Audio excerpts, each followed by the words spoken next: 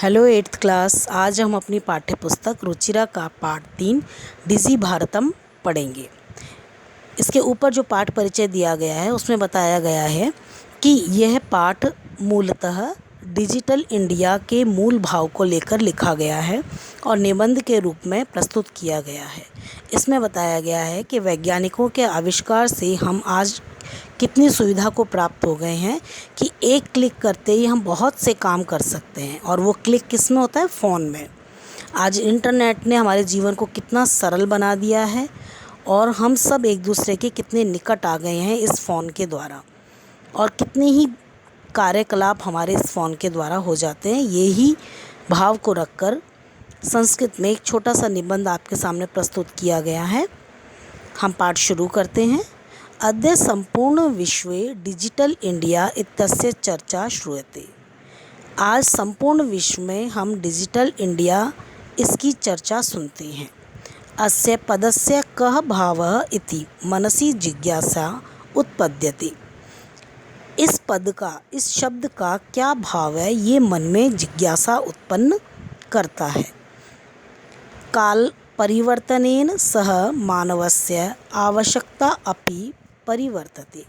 समय के परिवर्तन के साथ ही मानव की आवश्यकता भी परिवर्तित होती है। जैसे जैसे समय बदलता है हमारी आवश्यकताएं भी बदलती जाती हैं।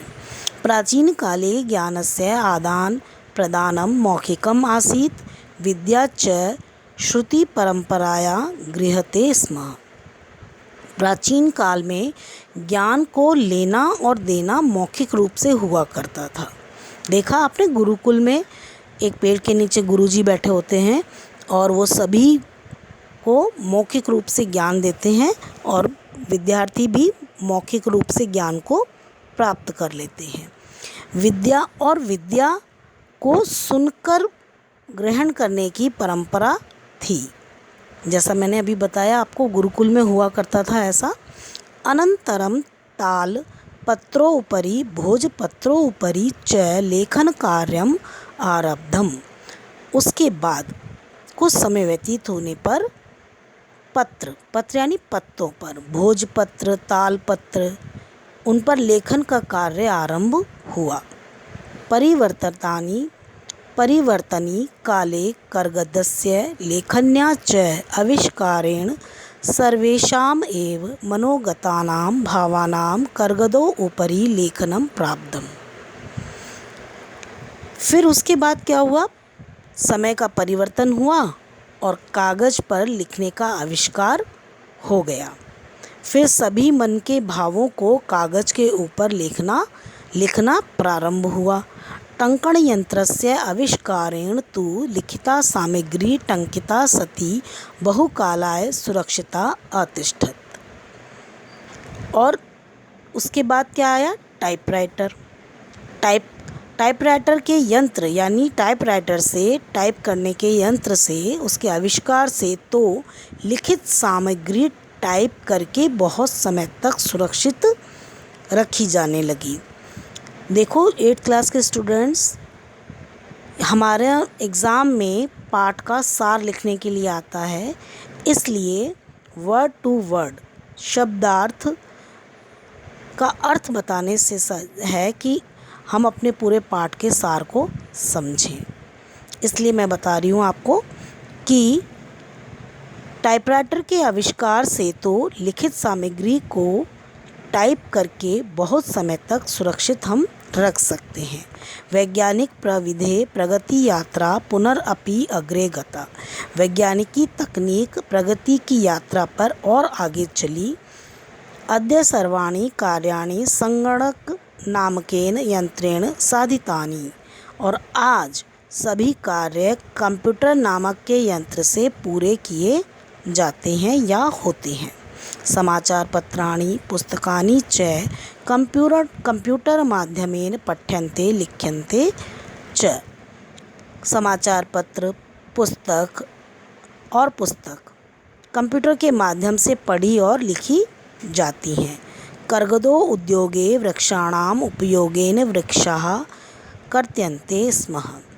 कागज़ के उद्योग के लिए, वृक्षों का उपयोग करने के लिए वृक्षों को काटा जाता था। परं संगणकस्य अधिकाधिकप्रयोगेण वृक्षाणां कर्तने न्यूनता भविष्यन्ति इति विश्वासः है।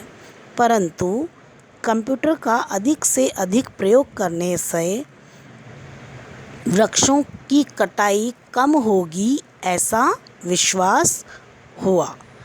विश्वास लगता है। अनेन पर्यावरण सुरक्षाया दिशि महान उपकारो भविष्यति। दूसरे, पर्यावरण की सुरक्षा की दिशा में भी इसका बहुत बड़ा उपकार है। किसका? कंप्यूटर यंत्र का। अधुना आपणे वस्त्रक्रयार्थं रूप्यकाणाम् अनिवार्यता नास्ति। आज दुकान पर वस्तु की खरीद के लिए रुपयों की आवश्यकता नहीं है। किसी भी चीज़ को लेने के लिए पैसों की ज़रूरत नहीं पड़ती है। डेबिट कार्ड, क्रेडिट कार्ड इत्यादयः सर्वत्र रूप्यकाणां स्थानं गृहीतवन्तः।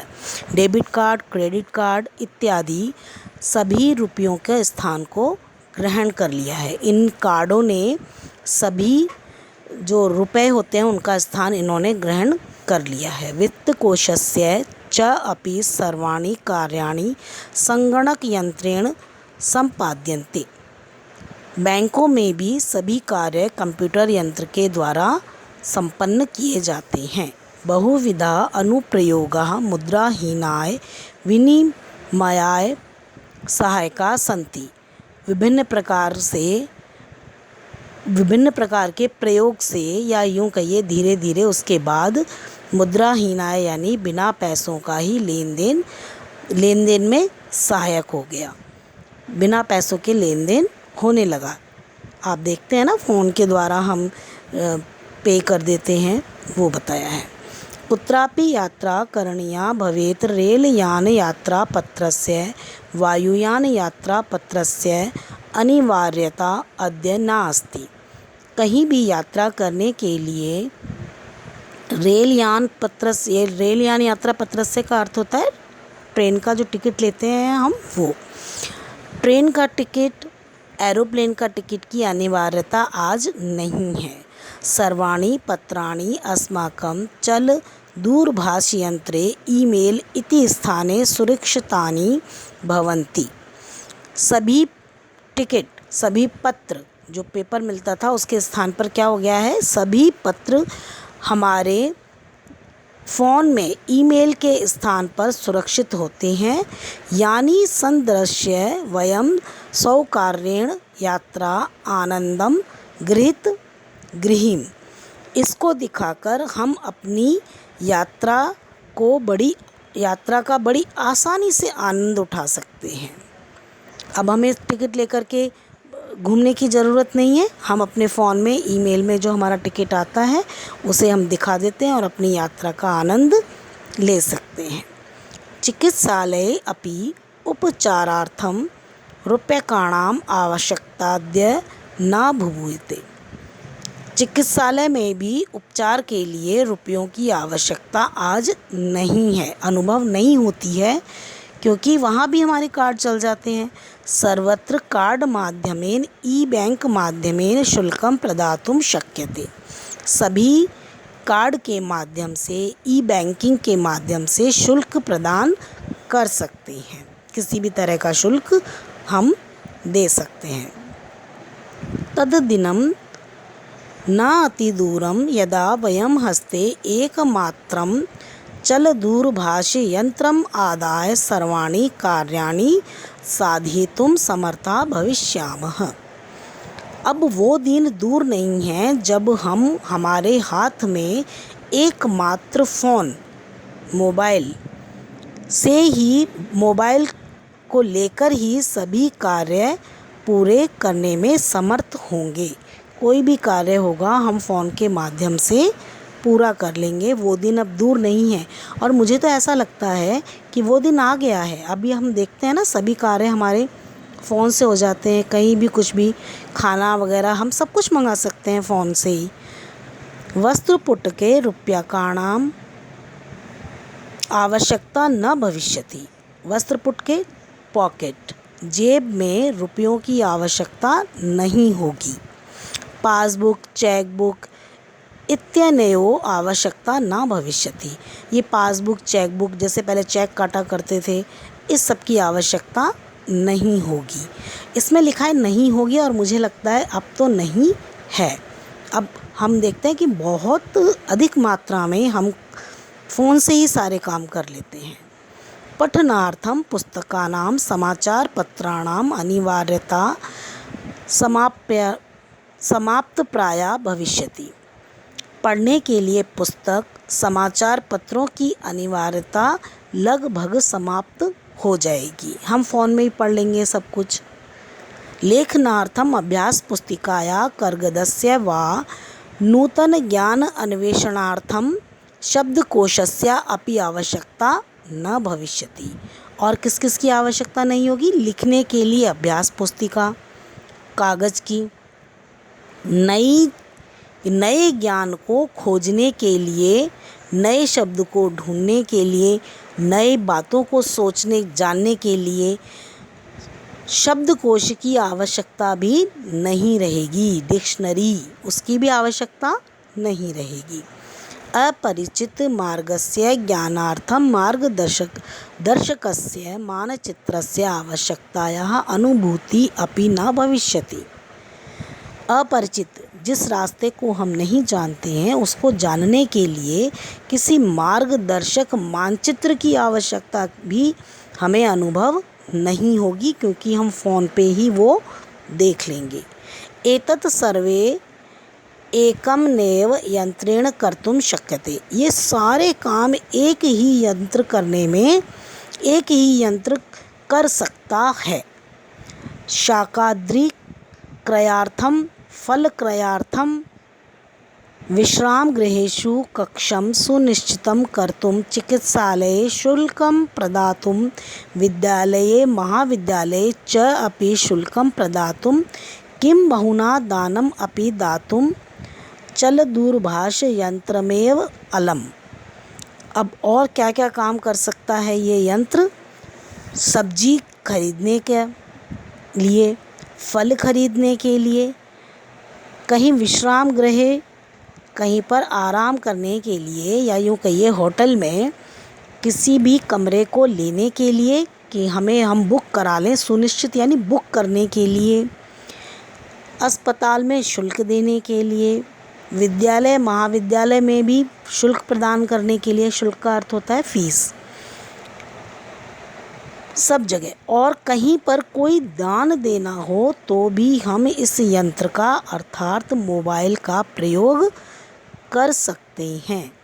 डिजि भारतम इति अस्या दिशि वयं भारतीया द्रुतगत्या अग्रेसरामः। डिजि भारत, डिजिटल भारत, इस दिशा में हम सब भारत को बहुत ही तीव्र गति से आगे की ओर ले जा रहे हैं। यानी डिजिटल इंडिया जब से हुआ है तब से वह हम सबको बहुत तेज़ी से आगे की ओर बढ़ा रहा है। हम सब बहुत एडवांस होते जा रहे हैं। इस तरह से आपको आधुनिक भारत में मोबाइल का क्या प्रयोग है इसकी जानकारी आपको मिल गई है, और मेरे हिसाब से तो बहुत सारे स्टूडेंट्स इसको यूज़ भी करते होंगे। तो ये हमारा पाठ था डिजिटल इंडिया के ऊपर। आशा है सबको समझ में आ गया होगा। अब हम बहुत जल्दी दूसरे वीडियो में मिलेंगे। तब तक के लिए नमस्कार।